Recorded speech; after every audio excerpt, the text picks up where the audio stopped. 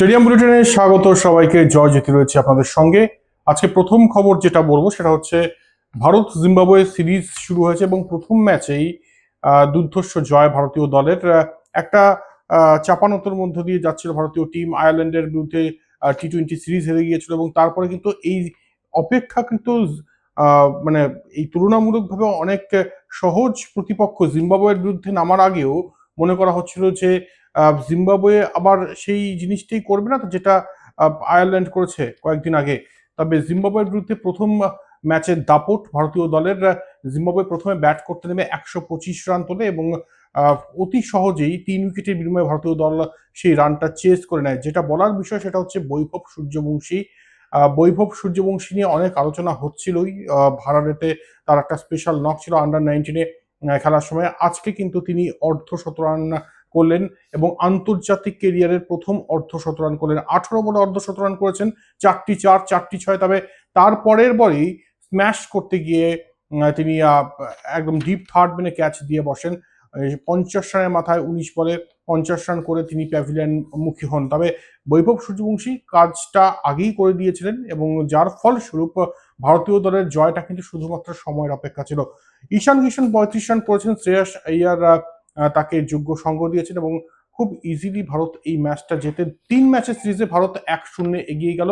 আর আর যেটা বলার সেটা হচ্ছে যে অশোক শর্মা রাজস্থানের বোলার, পেস বোলার, কৃষক পরিবার থেকে উঠে আসা ক্রিকেটার, তার আজকে ডেবিউ হয়। আইপিএলে তিনি গুজরাট টাইটান্সের হয়ে রাজস্থান রয়্যালসের বিরুদ্ধে 154 কিলোমিটার প্রতি ঘন্টায় বোলিং করেন এবং যার ফলস্বরূপ তাকে নেওয়া হয়। তিনি উইকেট পাননি, তবে 4 ওভার 29 রান দিয়ে কোনো উইকেট নেই। তবে ইমপ্রেসিভ এবং আগামীতে আরো সুযোগ আসতে চলেছে।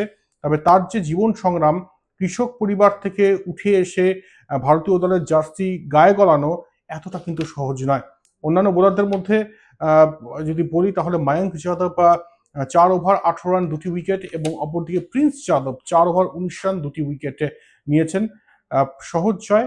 তবে ওই যে লাইমলাইট বা স্পটলাইট যেটাই বলেন না কেন, বৈভব সূর্যবংশী তিনি কিন্তু কেড়ে নিয়েছেন এবং মাঠের চারধারে শট মেরেছেন এবং একটা শট, যে পুল শটটা মেরেছেন এবং মাঠের বাইরে পাঠিয়েছেন, সেটা কিন্তু সেই 2003-এর অ্যান্ড্রু ক্যারিককে মারা সচিন টেন্ডুলকারের কথা মনে করে দিয়েছে কিছুক্ষণের জন্য হলেও। তাই এরকম একজন ক্রিকেটার, তরুণ প্রতিভাবান ক্রিকেটার, 15 বছরের বিস্ময় বালককে নিয়ে কিন্তু চর্চা শুরু হয়েছে এবং আরো চর্চা শুরু হবে যত এই ধরনের স্ম্যাশ, পুল, অনসাইডে স্ল্যাশ বা ইনসাইড আউট শট তার ব্যাট থেকে আসবে। এতে করে ভারত জিম্বাবুয়ের কথা। তারপরে এরপর যে টপিক নিয়ে আসবো সেটা হচ্ছে যে বাংলাদেশ ক্রিকেট বোর্ড অনেকটাই নরম। আমরা জানি যে বাংলাদেশ ক্রিকেট বোর্ড ভারতের বিরুদ্ধে বলা যেতে পারে একেবারে যুদ্ধ ঘোষণা করেছিল ফেব্রুয়ারি মাসে। সেই বাংলাদেশ ক্রিকেট বোর্ড আর এই বাংলাদেশ ক্রিকেট বোর্ড দুটোর মধ্যে কিন্তু পার্থক্য বিশাল। তামিম ইকবাল যবে থেকে বিসিবি প্রেসিডেন্ট হয়েছেন তবে থেকে অনেক কিছু কিন্তু বদলে গিয়েছে এবং যে খবরটা পাওয়া যাচ্ছে যে বাংলাদেশ ক্রিকেট বোর্ড চাইছে ভারত বাংলাদেশের মধ্যে যাতে দ্রুত দ্বিপাক্ষিক সিরিজ করা যায় এবং সেই জন্য ক্রীড়ামন্ত্রী, যুব ও ক্রীড়ামন্ত্রী বাংলাদেশের আমিনুল হক, তিনি কিন্তু যথেষ্ট রকমভাবে আশাবাদী। আর তিনি এটা বলছেন যে মুস্তাফিজুরকে নিয়ে যে ঘটনাটা ঘটেছে, কেকেআর ছেড়ে দিয়েছে মুস্তাফিজুরকে, যেটা হয়েছিল যার জন্য বাংলাদেশ বয়কট করে যে তারা টি-20 ওয়ার্ল্ড কাপ খেলবে না, তো সেটা কিন্তু তিনি বলছেন যে এটা ছোট ঘটনা, এটা নিয়ে আমরা কথা বলতে চাই না। আমরা চাইছি ভারত বাংলাদেশ আগামীতে সিরিজ হোক সেপ্টেম্বরে। এর আগে ঠিক ছিল, জানুয়ারি মাসে ঠিক ছিল যে সেপ্টেম্বরে ভারত যাবে বাংলাদেশে। সেই সম্পর্কটা যাতে আবার গড়া যায় সেই দিকে কিন্তু তাকিয়ে রয়েছে অবশ্যই বাংলাদেশের এই যুব এবং ক্রীড়ামন্ত্রী আমিনুল হক। তাই ওটাই বলা হচ্ছে আগামীতে অচিরেই যদি আপনারা দেখেন যে ভারত বাংলাদেশ সিরিজ হচ্ছে তাহলে অবাক হবেন না, কারণ ভারতের তরফ থেকে কিন্তু রেসিপ্রোকেট করা হচ্ছে, ভারতের তরফ থেকেও কিন্তু রেসপন্ড করা হচ্ছে। তাই আবারও ভারত বাংলাদেশ সিরিজ আপনারা দেখতেই পারেন, কারণ সম্পর্কটা এখন কিন্তু আগের মতো নেই, অনেকটাই বরফ করেছে এবং সম্পর্ক কিন্তু যথেষ্ট রকমভাবে সুমধুর হয়েছে। শুধু এখানেই শেষ নয়, এই যে বাংলাদেশ বিশ্বকাপ বয়কট করেছে কেন বয়কট করলো সেটা নিয়েও কিন্তু একটা তদন্ত কমিটি গঠন করা হয়েছে, সেটা আপনারা জানেন। তাই ভারতকে মানে দেখানোর জন্য যে আমরাও, মানে বর্তমান সরকার এটা হয়তো দেখানোর জন্য যে আমরাও কিন্তু সন্তুষ্ট নই, যেই কারণে বাংলাদেশ বিশ্বকাপের মতো একটা ইভেন্ট থেকে সরে দাঁড়িয়েছে। তাই এখন অনেকটাই বদলে গিয়েছে, ইকুয়েশন বদলে গিয়েছে, সমীকরণ বদলে গিয়েছে। তাই আগামীতে ভারত বাংলাদেশ দ্বিপাক্ষিক সিরিজ হলে অবাক হওয়ার কিছুই থাকবে না। এরপর যে বিষয় নিয়ে আসবো সেটা হচ্ছে WTC ফাইনাল। এই যে সাইকেলটা চলছে 2025-27 WTC ফাইনাল কোথায় হতে চলেছে সেটা কিন্তু ঘোষণা করে দিয়েছে আইসিসি। বলে রাখি যে ওভালে WTC ফাইনাল হতে চলেছে, লর্ডসে হচ্ছে না।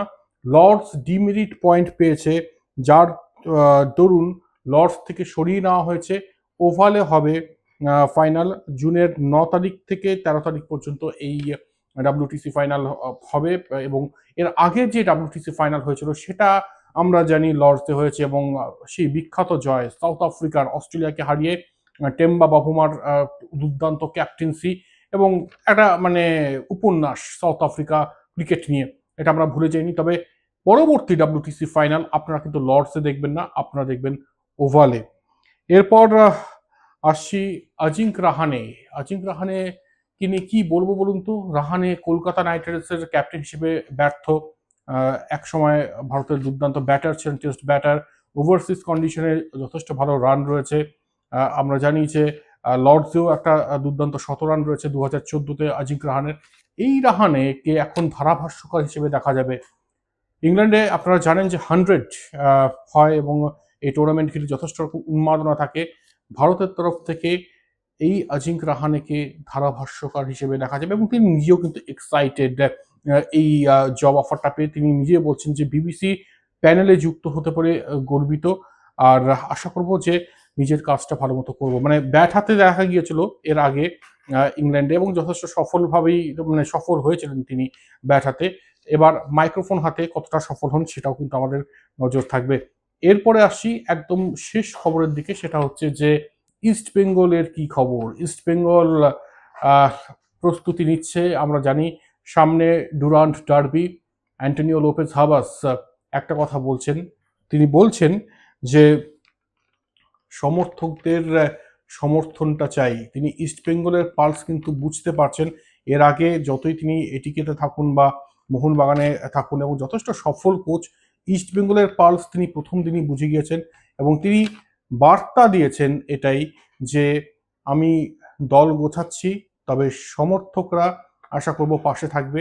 খারাপ সময়ও পাশে থাকবে, ভালো সময় তো পাশে থাকবেই।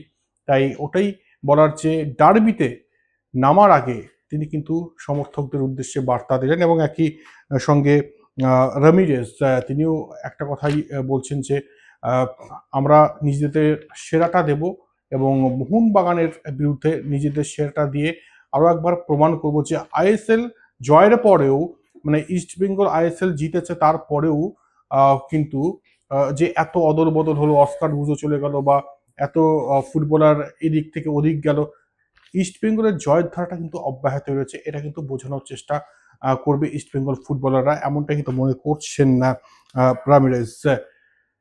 অনেকগুলো খবর দিলাম, এবং আপনাদের আরো একবার বলছি যে খুব দ্রুত স্টেডিয়াম বুলেটিনে একটা বিরাট চমক আসতে চলেছে।